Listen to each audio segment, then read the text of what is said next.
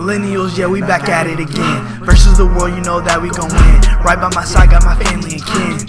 Go, K-Dot. MW, man, this podcast is tough. K-Dot like Giannis, he keep it above. Millennials up and we ain't getting stuck. No, they ain't ready, you think we gon' stop? Maryland and DC, we got it on lock. Tune in, we live, and you know we the spot. Panels and parties, you know how we rock. Millennials versus the world. Millennials versus the world. Millennials versus the world. Millennials versus the world. What up, man? This is Millennials vs. the World podcast, man. It's your boy K. Mims. If y'all did not already know the wellness project I've been screaming about every week, this is a series from it, man. This dude right here has been nothing but love from the beginning, showing love, hit him up, doing some dope things in the DMV. He came out, he gave me his number, we rapped about some things, we are here. I can't wait for y'all to hear this story. Britt, welcome to the pod, bro. My man, I appreciate it. I appreciate it, Keenan. I can't express enough how much I appreciate being here, brother. For sure. So first I want to start with the pandemic. We're going to get into the questions and all that great stuff. Yeah. But how was the pandemic for you, bro? How you holding up now? If any transitions happened during then, but how has the pandemic been to you? The pandemic was an interesting experience being in the fitness industry. For sure. Because, as you know, I was working at a corporate gym at the time, Vita Fitness in Washington, D.C. Mm-hmm. And, in a gym atmosphere, obviously, it's face-to-face. Yeah. It's a lot of intimate contact with people. So when it happened, quarantine happened, we didn't know what was going on. For sure. Gyms were closing. People were switching to the virtual model. Yeah. I'm really big on personal energy, so that virtual model really never spoke to me. Yeah, for sure. So I was scared. I ain't gonna lie to you. When it first happened back in 2020, March, I didn't know what was gonna go on. I was staying not too far from the White House in Logan Circle area in Washington, D.C. in a little small studio. And I knew that was going to have an effect on my mental health if I stayed there for 5 months. Yeah. So my family, my father's in the military. For sure. He just recently moved to Alabama. Dope. And so I went to go stay with them for those 5 months, Good. which was an interesting experience in Alabama, to say the least. Yeah. But at least they had a house. I can go outside, get some fresh air versus being in a small apartment complex. But yeah, during that time period, I didn't know what was going on. So I was even thinking about like transitioning away from fitness, maybe going to the military or into the Air Force or something. I didn't know what was going on. Mm-hmm. But luckily, normalcy has slowly come back. For sure. And so came back to DC after that, continued working at Vita. Of course, there was a lot of regulations that had to happen in the gym with the mask, with vaccination policies and everything. How long were you in fitness before the pandemic happened? Before the pandemic, this is to take a step back just to understand my journey. I was not healthy most of my life. Okay. I'm from Georgia, Albany, Georgia, also a military brat, so I traveled all over the world. But health and wellness was no concept in my mind growing up. Was it because of family, or was it just like absolutely? You come from a Georgia background. We eating fried chicken, yes, Kool-Aid, and I mean that very literally. I'll Yeah. be real with you, dog. I'll be real with you. I mean, compared to my life, I probably didn't even drink water. I was drinking Kool-Aid, tea, soda. Like it was like that, man. So it was going to college. I was the first in my family to go to a college at Georgetown University, full academic scholarship. Salute. Appreciate it, man. And that in itself, we'll talk about, had a lot of hurdles I had to jump over. But for sure, I became vastly aware of how unhealthy I was, mentally and physically, going to college, man. So I went to college 2012. Went straight from Hawaii to D.C., Washington, D.C., because my dad was stationed in Hawaii at the time. Came to D.C. because I thought I wanted to be a politician. I used to actually work for the governor of Hawaii when I was in high school. So he was like, Britt, you should go to Georgetown. It's the best school for politics. I don't want to be a senator. I was really inspired by Obama. Again, I was in Hawaii. I was really, That's what's up, bro. That's what's up. So it was a cool experience. So before then, though, again, I never worked out anything. Got to Georgetown. Really dived myself deep into all these like black initiatives, like Black Student Alliance, NAACP, part of all these organizations, put myself into the political world, worked on the Hill, and just felt completely off. I just wasn't happy, man. I just was not happy for a lot of different reasons. Fell in some, difficult crowds, started experimenting with drugs. And so I had to take a medical leave of absence my sophomore year of college. And so luckily at the time, my father got stationed in Japan. Wow. At the time, and even though I wasn't on the best terms with my father for a lot of different reasons, he was a drill sergeant and Marine originally, so you know what I'm saying, I wasn't in the best relationship with him at the time, but he allowed me space to go live with him in Japan, and so I had burned so many bridges and had such a big meltdown in Georgetown that I just needed a sense of purpose. So when I got there, I was reading everything from neuroscience to positive psychology to Buddhism, anything that should give me a sense of purpose and understanding of what was going on, man. And I would go to a Navy base I remember near our house, and so I didn't know how to work out at all, but I didn't have any friends out there or anything. I didn't have nothing to do, so I'll just go there and I'll get on the elliptical. So I'll just watch Marine guys and Navy guys work out, you know what I'm saying? But this Navy SEAL named John would talk to me all the time, and he'll get on the elliptical and just speak with me and rap with me. And he was like, bro, you seem kind of stressed out. You should try yoga. And I'm a black guy from the South, so I don't know what the hell yoga is. Yeah, for sure. But from all my spiritual studies and everything, I started to read about the benefits and the values of it. So, like, you know, I might check that out. And so they had this yoga class on the Navy base that this white woman used to teach. How old were you at this point? This is my sophomore year of college. That I had took my leave of absence. I had to be like around 19, 20. Oh, wow. Yeah. Sure. So, I I'll be in these yoga classes with all these Japanese women and everything, looking very out of place. Yeah. But it was. How was that, bro? It was a very interesting experience, man. But like I said, I was at such a low point in my life where I have an ego. Like, I'll do whatever to make my life better. You know what I'm saying? Oh, respect. Absolute respect, bro. I really made myself uncomfortable to change some things, man. And from the yoga, the intentionality behind the movements, the mindfulness behind it, it really just spoke to me. And it taught me that sometimes to get out of your head, you need to get into your body. Oh, wow. You know what I'm saying? Our body are our subconscious minds. And so we need to reprogram sometimes by just moving. For sure. And so I fell in love with yoga. And from there, I fell in love with generally just working out in general. You know, so I got more comfortable going to the gym floor. And just moving weights, and got more comfortable with running and everything. Came back to Georgetown after my leave of absence, ended. Changed my major from politics to philosophy and African American studies because I wasn't an exercise major, and knew I wanted to get into the fitness world after that. That's what's up. Graduated from Georgetown and started working at the front desk at Vita Fitness, which is like a luxury gym here in Washington, D.C. For the first year, I was studying for my NASA, the National Academy of Sports Medicine exam, and I would just pick game from all the trainers that would walk in and out of the building, you know what I'm saying? And when I got certified, literally in 2019, it's only been 2000, yeah, that's crazy. Only about 3 years. It means you're having fun, man. You know what I'm saying? That's what's up, though. So about 2019, I became a trainer. And then as soon as I became a trainer, I started doing my yoga certification, became a yoga instructor, got certified in kickboxing, got certified in strength and conditioning. Oh, I went all in, man, bro. You was grinding that out for real. All in. So before we dive deep into, the fitness part of it, kind of take us back to like how the Britt that before he went to Georgetown, how it was. You say your dad was in the military, moving around. How much of those things played a factor, or do you feel like played a factor into when you had a hard time at Georgetown, moving around constantly, doing all these things? Exactly. Just take us back to that time of who you were growing up and how it kind of before you. So just take a step back. I'm originally from Albany, Georgia, real country town. You never heard of it. It was where Ray Charles is from. You ever seen Ray? Salute to Ray, R.I.P. Or if you know Phil Martin, my small city called Albany. You ever seen the song Georgia? Phil Martin, Ludacris. So Black roots is very much part of my culture. You know what I'm saying? Martin Luther King marched in Albany. And actually the movement failed. My grandfather marched with him and everything. So Black history was very much a part of my culture growing up. My father was a Marine, but then he started working for the Department of Defense. Gotcha. And so with that, I had the opportunity to travel the world. So I lived in Georgia, I lived in Florida, I lived in Hawaii, a little stint in Italy, a little time in China, That's dope. and Japan most recently. So it was a beautiful experience. And along with that, my family also did foster care. So between the ages of 9 to 18, we had over 50 kids coming in and out of my house, whether for like 2 weeks to like 6 months. And a lot of these kids had like emotional issues and all types of stuff. So I've seen a lot of messed up things, man. And it really taught me compassion in a lot of different ways. But like going back to what you said, traveling like that, back to back, always moving to a new place, I felt like in a lot of ways it didn't give me a foundation.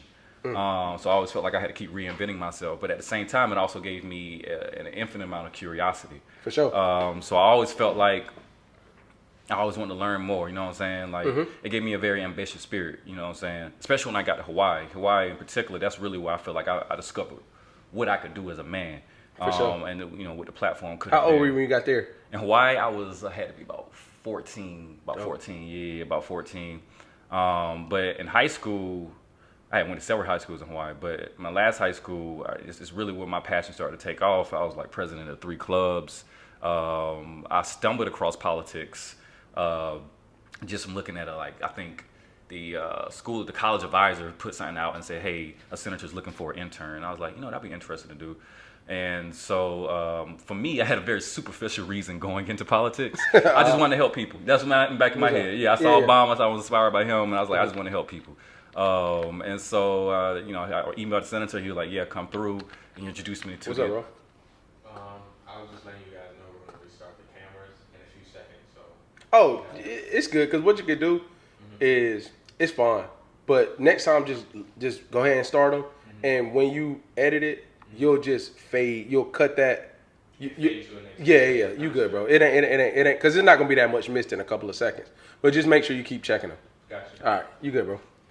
So, yeah, man, stepping across politics, came into it from a superficial reason. That's 20 minutes. But I was inspired to get into it, and so worked for the governor of Hawaii. When high school was coming to an end, I was like, hey, I want to go to a great college. Where do you recommend going? He said you should go to Georgetown. And luckily got a full academic scholarship, so that was a big blessing. Again, it was the first in my family to go there. But yeah, again, my father, he was a Marine, so it was a lot of tough love growing up. For sure. It wasn't a lot of emotional support. I don't feel like I, in a lot of ways, developed a language to deal with a lot of the emotional issues I had. I'm a Gemini, so sometimes I would lash out, and it made me very violent at times. You know what I'm saying? I come from that background, especially when I was, so going to college, I took a lot of that toxic energy with me. You know what I'm saying? Even though I had this side of me that was very passionate and articulate, I also had this side of me that, hey, it is what it is when they go there. You know what I'm saying? And this is at Georgetown University with all these, elitist, kids and everything. And especially going to Georgetown as a black male who had some mental health issues walking in with no support network. It was a big sense of an inferiority complex going into this stage. To piggyback off that, when we came from A&T, my wife got into Georgetown initially. When we went, and it's wonderful school, all that great stuff. But when we went, that culture shock was real, bro. Real. And it's like you can feel like you the black jelly bean, and you know how nobody want the black jelly bean in all the package of the assorted joints. You feel it's like, oh, how'd you make it in? Yup. You feel it, and I wasn't going there. I was going to support of her. So in all transparency, bro, I know exactly what you mean when we in a room and you belong, but that energy you never felt before, feeling like, damn, I got to prove myself, and we ain't even wrote our names on the paper yet. Exactly, you know what I'm saying, bro? Brother. So that's real. That's real. But I just wanted that transparency, bro. I got you. Man, it's a tough experience to be in, man. It's a tough experience to be in, not really feeling heard, not really feeling seen, very much feeling invisible. Yeah. For much of my life, I did feel like that. And so, or parts of my life. I had went from Hawaii where I felt like so successful. Then I got to Georgetown, like I'm just average, you know what I'm saying? Yeah, for sure, bro. Even though I wasn't, but I felt like that. Yeah. Because I was surrounded by these millionaires and billionaires and all these, they had all this experience and, so I lost myself, dog. I really, really, really lost myself. And I don't want to say it was unfortunate. Because it taught me everything I needed, man. It taught me everything. I needed to be broken down to build myself back up. For sure. Yeah, man. So, yeah. So kind of tapping into that, what were some of the biggest obstacles? I know you just spoke on like what they were, but how was it actually going through those things? Like, what were some of the biggest turnaround moments in Japan? Like, what day or whatever moment was like, you know what? You started feeling better about what you had going on mentally and physically. So, like, what were some of those biggest challenges on your way? And, like, when do you know you were getting through those challenges on your journey? I think it's one I said earlier. It's just really stumbling across the benefits of exercise and just mental health awareness. Yeah, for sure. Because before I had no language to understand why I was so angry, why I would lash out, why I would be so aggressive. And just understand how to be compassionate towards myself. For sure. And so the biggest moments was me stumbling across Buddhism. And I don't look at it is religion, but it's also a applied philosophy. For sure. And so for just understanding the mind. I also studied neuroscience as well, so just empirically understanding scientifically what's going on here. For sure. It was this crucible of self-inventory that I had to do, and I had to educate myself about what it meant to be in this vessel in my body. For sure. And then through that, I had to apply action through movement. For sure. And so that was really the big transition point to getting where I needed to be. But that didn't mean I figured everything out, right? Yeah, for sure. A lot of times we think life is linear. We get to a point, we figure it out. We get to a point, we figure it out. But life is generally it's a spiral where you circle back on the same truths, found deeper meaning each time. Yeah, tap into that, bro, if you don't mind. Like, because I think a lot of people think when you see somebody like that's fit like yourself, right? If you weren't talking about your story right now and what it took to get to that point, a lot of people just think like, oh, he wake up every day feeling like Superman and he can go do it. So can you kind of tap into like how you, like, not only you being here, but what it's like on a day-to-day, the consistency, what it takes, what you do on your down days when you feel like you don't want to do it, but you have to. Can you kind of tap into like what you do or how you help yourself through the moments? Because everybody think you just wake up. And I always had it like this. If people think look at me like, oh, you are overweight? Are you a fat? Like, yeah, for sure. They look at me like I'm crazy. You know what I'm saying? To answer that question is take another step back and answer other hurdles I had to go through was drug abuse. Struggled heavily with drug abuse my first couple of years in college. You know what I'm saying? To really try to numb myself out for all the issues I didn't want to address.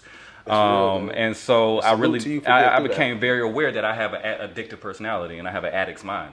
And so because of that, the discipline I have now is a direct reflection of addressing those issues. Oh, wow. I have to every single day be diligent and super regimented to address all those issues. I can't slip. I can't afford to slip. Respect. And so I believe the first hour of the day is the most important. As soon as I wake up out of bed, it's lights, camera, action. And that's honestly when I have the most energy. I've become a morning person. But, you know, I set a certain level of rituals around my lifestyle that get me on point as soon as I wake up. As soon as I wake up, put on a growth mindset podcast. So when I'm moving around, cleaning up my room, that's another thing that's first. Sit down and meditate either in my room or in the sauna down here in my apartment complex. For sure. Write at least 3 goals for the day. Check the news. Just mindful things. If I got time before clients, do a stretch, do a run, and then start my day. So it's a level of regiment that is necessary for me to upkeep my mind. Just like you got to brush your teeth every day, I have to do these things every day if I want to be a functional human being. Sometimes I feel like I got to try 2 times as hard just to get half of what other people have because of these issues. For sure. The drug abuse, the addiction. I will also argue that I have ADHD. So it's very difficult for me to even concentrate sometimes to do these things. And so it's a lot of effort that goes around it. Not only a lot of effort, a lot of sacrifice that goes around it. For sure. A lot of spaces I don't even allow myself in. I know I can't smoke or drink like that. So I don't go to a bar. For sure. I ain't meeting people in these locations. Yeah. Friends ask me to do this. I'm sorry, bro. I can't do that. You got to meet me at the gym. We got to do something productive. We got to be about action. Sure. This is a place in my life where I'm doing it. For sure. And I ain't judging you for whatever you got going on, but this is a place in my life where, where I'm about moving with purpose. For sure. And there it is. How was it setting those boundaries with people you love? It was tough. Yeah. It was tough, man. I had lost a lot of friends when I had my initial mental health issues. So I had burned a lot of bridges then, and I really became a big loner. You know what I'm saying? So through becoming a loner and feeling abandoned, I built up a lot of walls and everything. For sure. You know what I'm saying? So being alone sometimes it's difficult, but at heart I am an introvert. You know what I'm saying? Yeah. And so it was about creating a positive language to set those boundaries. It was tough. Gotcha. It was definitely tough. Dope. Lost people that haven't returned in my life and probably don't need to be in my life, but I found people that respected it. And I found people that wanted to walk the same type of path I did. You know what I'm saying? Yeah, overall, it was nothing but a blessing. Were those people surprising too? Were some of those people receptive to that, to the boundary once you found a positive language community? Were they? Because this is the reason why I'm asking. I think a lot of time I'm in that same place, bro. Like realizing my family, like having family of my own, understanding that like recently started getting back into church, like realizing like my alignment with the universe is going to take me places that I'm not sure that I understand, but I know that's where I'm supposed to be. So like understanding that certain things I don't want to do anymore. Everybody wasn't receptive to that, but some people was like, yo, like that sound dope. Like let me be positive in that way too. So were there anybody that when you set those boundaries for them were kind of like, nah, I think I need to make some changes and try to come along with you as you made those positive changes, or were they all kind of resistant? I feel like it was general, a lot of acceptance, a lot of people accepted it. You know what I'm saying? They saw how dark I was, where I came from. Respect. And so it was support there for sure. Yeah. Some people didn't understand sometimes I would go into my little cave and I consider like, you know, I don't know if you watch Dragon Ball Z, but it's the hyperball time.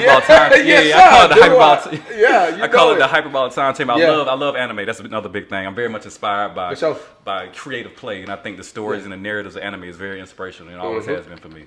And so I'll go into sometimes in my little caves, you know what I'm saying, and people respect it.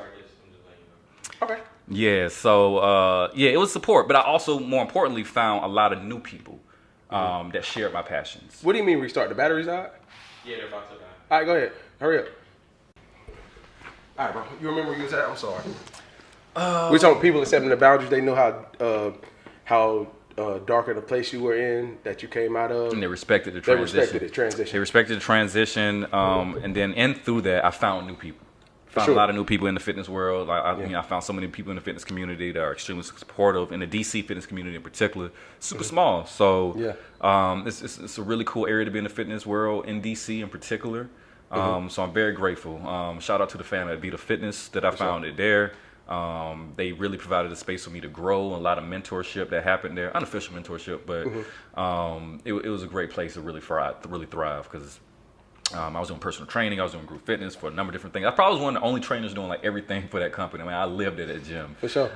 So it was a cool experience though. So let's tap into that. So you know, speaking on Prophet Fitness and everything you're doing entrepreneurship wise, just really out here doing really great things. Yeah. Kind of tap into that journey. What it's been like starting that, being a part of that world. The things that people may think being an entrepreneur in fitness looks like, what it don't look like. Kind of tap into that, bro. That's a huge fear. Being an entrepreneur in the fitness industry, there are so many avenues to go about it. For sure. So many ways to get burnt out too. For sure. If you don't have the right support networks, if you don't have the right organizational skills, it's very necessary, man. It's very necessary. But to get to how I became a fitness entrepreneur, just talking about my experience working at Vita. Again, I started at the front desk, got certified as a trainer. And when you're training in a corporate box gym, just to give you a breakdown of how it works, they take 50% of your cut. And they got you hustling on the foot. Are you making us money? And then again, I ain't talking nothing about the place I work. But you know what I'm saying? That's how this company works. That's how these companies work. But it's a great place for people like me who are passionate, who have an entrepreneurial mind, to get their foot in the door. So for me, it was like going to college all over again. Factual. I didn't go to school for exercise science because they didn't have it at Georgetown. So I went to every single group. As a trainer, I would go to all the group fitness classes, introduce myself to an instructor. Hey, my name Britt. I'll be in front of the class. I'm trying to learn game from you. So dope. I would talk to every instructor I could, talk to every trainer I could, learn. Dope.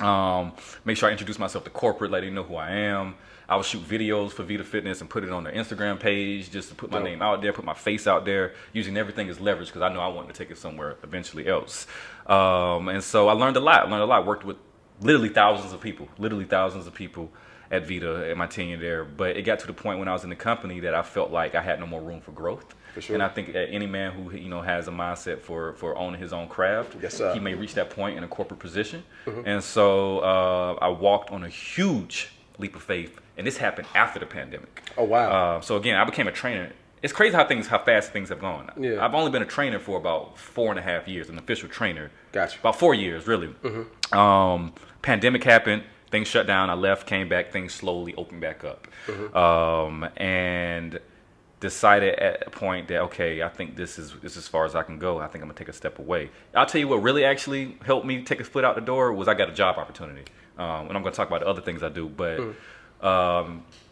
As you know, on January 6th, the Capitol Police had to deal with a very serious situation. And due to that happening, Congress wanted to develop a wellness and resiliency program to help improve the health of the officers. Oh, wow. And so as they put that program together, one of the people reached out to me. They saw me out in social media or teaching a class somewhere, and they're like, hey, we like what you do. Would you be interested in doing this? So they extended their arm out to me, and I was like, you know what?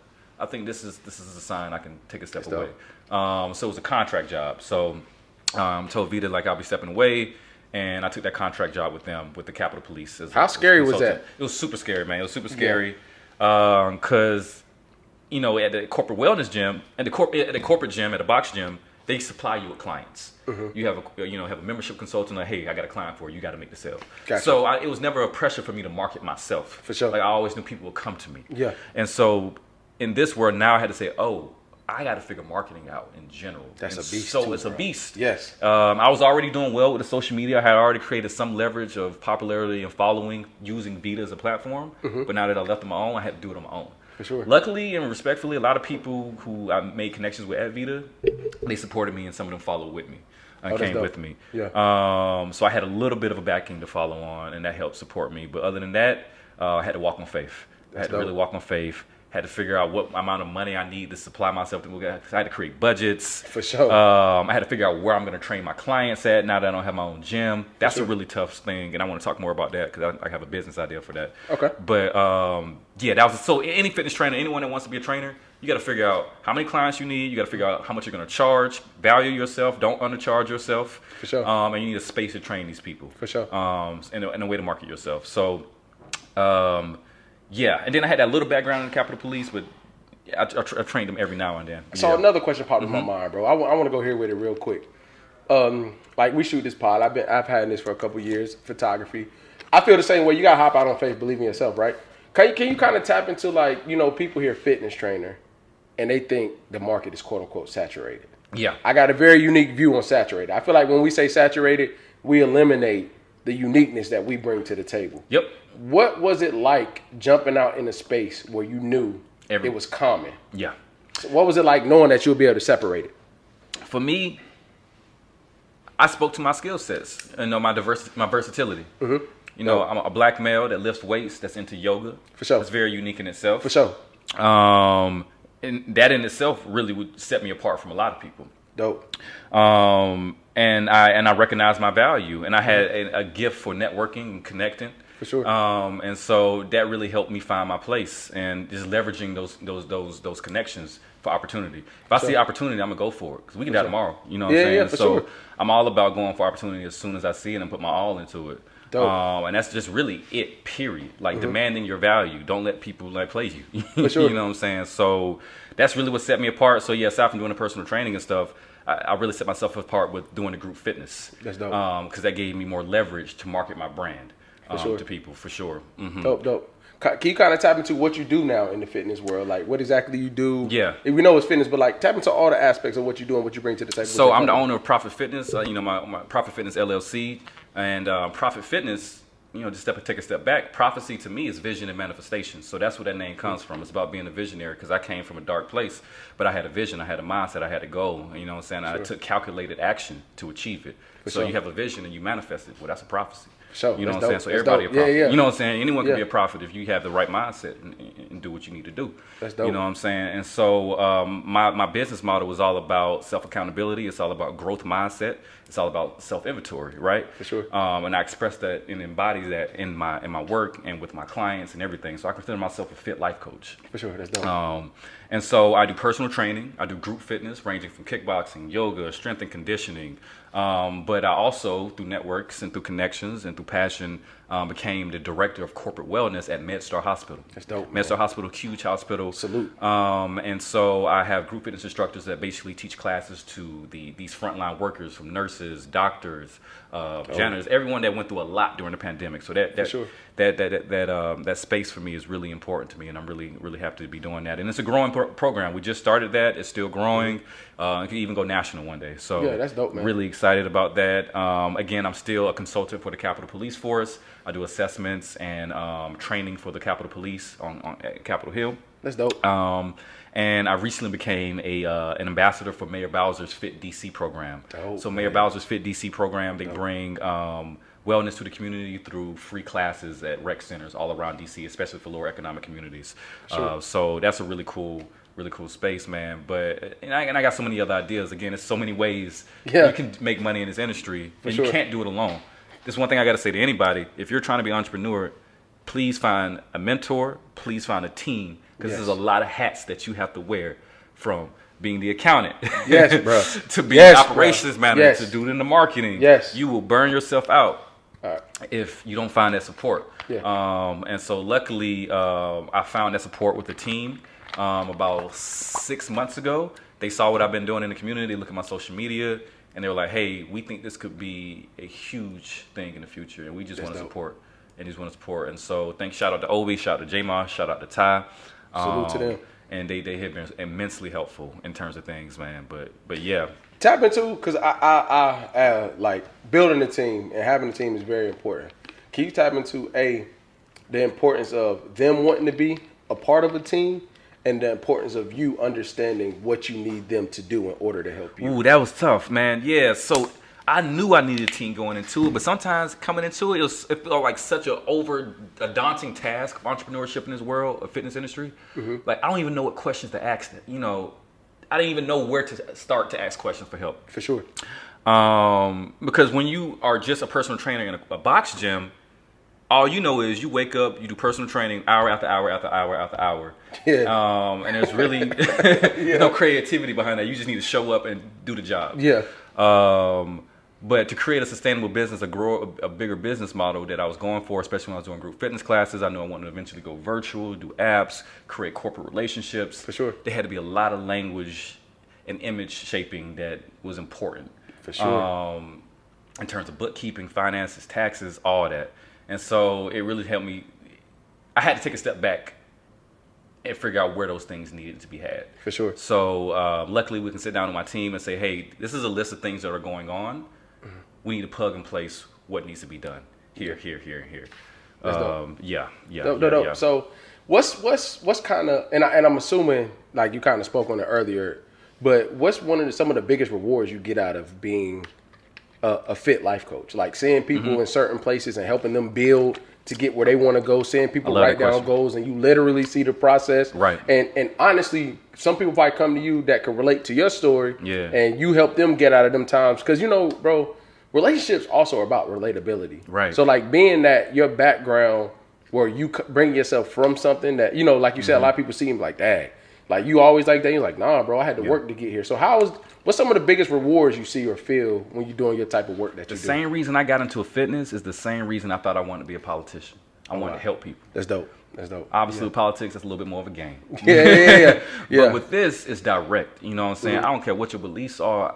If I can have a direct impact on your life, that makes me feel better. To do good into the world, that has a direct, you know, what is something that's truly selfless, you know what I'm saying? Yeah, for sure. So when I help others, it really is a spiritual, this job is really a spiritual experience for me. I get to see other people be healthy, and through that, it helps me be healthy. That's dope. When I see them smile after their workouts, when they tell me, oh, I'm working to get married, I have a marriage coming up, and I have a wedding coming up, and I want to prepare for this, or I have clients who are pregnant, and they want, you know, or just had a kid. It's just like having these real intimate moments with people. You know what I'm saying? What interests me? People. Yeah. You know what I'm saying? I get to have real moments with people, and I get to see all the vulnerabilities and be present with them and hold space with them. For sure. Like I get to feel like I have a genuine impact. I'm not behind a desk, and God bless everyone who's doing work like that. That's behind a desk. I'm sure it affects things, but I get to see direct impact on lives. That's dope. Every day that I work, man. And I can't ask for anything else. I feel seen. I feel like I get to be in a place where I have other people help them feel seen as well. And I think that's the most beautiful thing. So I know they probably know, but kind of speak on how much those people help you. Like, how much do your clients help you? How much, because the reason why I say that is like people, like I was stepping the photography bag really quick, right? Like, I don't think people understand how, so this is another thing that I didn't get to say when we were rapping about it. Coming up, I realized this with my wife. Okay. She has a lot of pictures of her childhood. I don't. You know what I mean? So like capturing people's moments, and I know that this moment will be frozen on your wall for years to come. Yeah. It truly brings me joy. You know what I'm saying? Like I know, like if I do an engagement shoot, like no matter where it goes, the marriage goes or whatever, like you're going to celebrate that moment for the time to come. So it brings me joy. Exactly. They think it's about the picture for them, but to me it's like, dang, no, they're going to value this moment and they get to see it. Yep. So like for you and your clients, when you're having those rough times, when you still got to be Superman when they need you, how much do they help you on a day-to-day, week-to-week, man? I love how you put that question because as you can imagine from everything I just said, I am a giver. For sure. And the nature of my lifestyle is being in a role where I provide wisdom and guidance to others. For sure. And when you constantly do that, and I consider myself an introvert, you can sometimes reach burnout. For sure. And everything ain't always sweet, and I'm not perfect, and I still got issues I got to deal with. For sure. But I still have to show up. Yeah. But luckily, I have found a client basis and networking community that receives that. It's clients. Sometimes my clients are like my therapists. I feel like a lot of trainers feel like therapists. Yeah. But I talk to shit with my clients like it's real. It's like family. You know what I'm saying? For sure. Yeah. They may tell me what they're going through, and then I'm telling them what I'm going through, and they give me like real advice. You know what I'm saying? So a lot of my clients are twice my age. Some of them have like childlike spirits, but they have wisdom. And for sure. you know, I enjoy my sessions because it's like every single session, I walk away from it learning something myself. For sure. You know what I'm saying? I'm not just killing my clients like drill sergeant. That's not my lifestyle. I think I'm really all about growth mindset and like compassion when I have my sessions. So every session is a beautiful time, man. I ain't gonna lie to you. That's dope. That's dope. Yeah. So what is it? So to that person that's scared of fitness, scared of the, let's say, I don't want to say scared of the growth mindset, but you know, growing could be scary. It is. Getting out of your comfort zone can be very scary. Absolutely. You know what I'm saying? So what would you say to that person struggling to start their journey? Educate. Okay, all right. Bet. Educate. Yeah, when I came into the world, like I said, I really relate to my clients who struggle with mental health and physical health, you know, being overweight. And for me, the biggest factor that made me hesitate to get onto the gym floor, like I said, I'll be on the elliptical just watching people, just like, how you do that? How you do that? Like, I don't want to be behind him. That dude is big. You know what I'm saying? So for me, it was just educate myself. How does this body work? How does the body work? How does it move? How does my mind work too? You know what I'm saying? Yeah. So when it comes to that, it's just educating yourself on what fear is. For sure.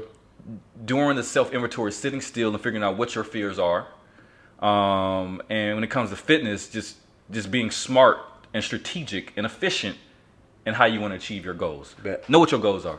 For sure. You want a fat ass? You want big? Or you want? Oh, sorry to cuss. Nah, or you want like a bigger chest? Entertainment, baby. We good. Like, what do you got to do to scientifically get there? Yeah. You can't just go into the gym and BS. You know what I'm saying? Yeah. A lot of people sure. do. They just, that's a lot. First thing a lot of my clients tell me, I want to go to the gym. I just don't know what to do. Well, that's why I'm here. I'm gonna help give you a guide. I'm gonna help you give you the structure. I'm gonna give you the program. And with all my clients, I tell them I can't hold your hand. Yeah. I point the finger.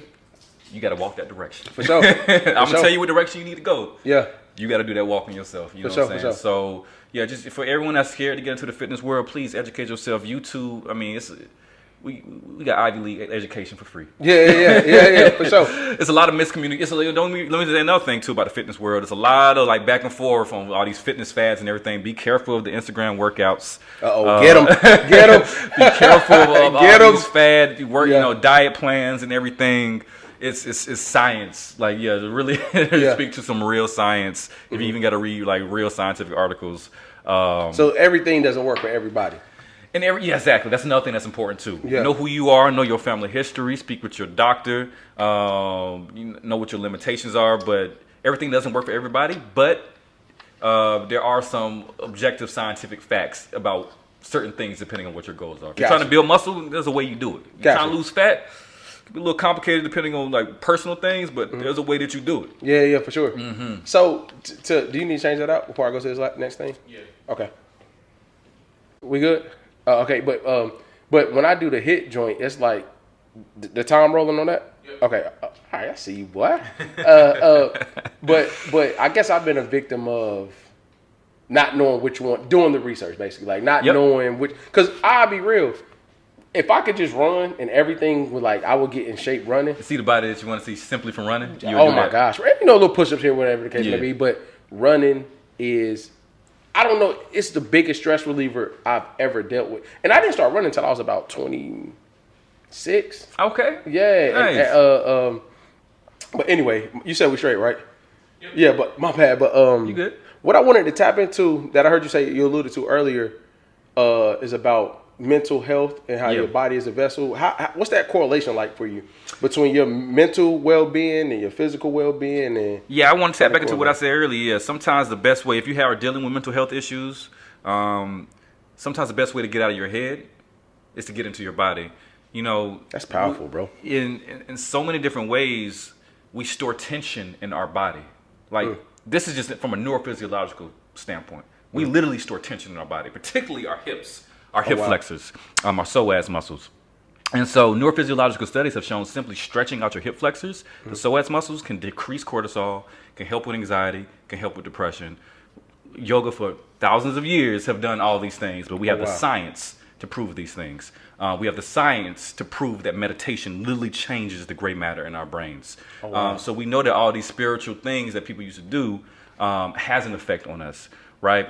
And so our bodies, in a lot of ways, are our subconscious mind. And so by getting into our bodies and creating freedom through it, through movement, it can expand our emotional depth. You know, even when I did my yoga teacher training, there will be certain poses, certain stretches that we'll get our students into. I mean, when I was going through it, we have to be very careful with the language that we use when we put a student in a certain position, because that position can open up a lot of emotional blockage. I've had classes I taught where I got someone into a position and they start crying. Oh, you know what I'm saying? Literally start crying. That's crazy, bro. And so, yeah, the connection between mind and body, it's intimate. For sure. It's direct. And it goes beyond that. What you eat too. Even your gut biome affects how you think and how you feel. And so what you eat can can make you depressed and give you anxiety. So no more McDonald's is what you're saying. Yeah, I mean, no, you know, have your cheat meals here and there, but just food is medicine. Food is very much medicine. So it's very important that you treat your body as a vessel. Like, this is our avatar. This is literally our avatar. I tell my clients, and this gets a little bit more spiritual, but our true self is merely a light of awareness. And we're embodying this vessel. And so, you know, if you was in a video game, what would you do? If this was Grand Theft Auto, you'll be the best player you can be. That's all. You just That's facts. and find all the resources to do that. Yeah, for sure. And so why limit yourself with toxins? You know what I'm saying? With things that don't serve you. And so that's a bigger question. A lot of people don't know that things don't serve them because they don't take the time to sit still. For sure. So that's a big thing I talk about my clients with. Yo, sit the fuck still. Yeah. Stop going out, letting this person take your energy, take this person take your energy. Sit still and figure out what's going on in your brain. Yeah. Sit with them demons. Yeah. This is something I didn't talk about that I should have talked about earlier.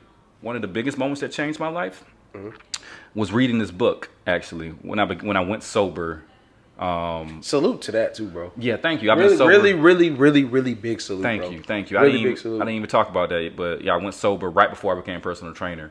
Right before I started studying back in 2000. I smoked my last blunt 2018, December 25th. Just cold turkey? Cold turkey. And I smoked, and it was December 25th because I was supposed to catch a flight to go see my family, to go home, but I had got so high I missed my flight.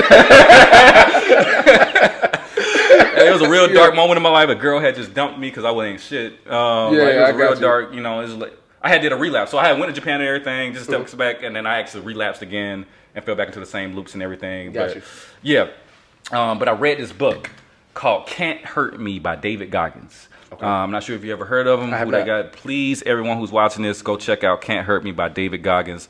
He is unarguably probably the hardest motherfucker on the planet. That's dope. He used to be a Navy SEAL. He's broken multiple records for like 100 marathon races. He's broken the world record for pull-ups. But it's beyond that. He was a black man that came from a really messed up background. Used to get beat by his father and everything. Had all type of ADHD, mental health issues. But decided he was overweight, over 350 pounds.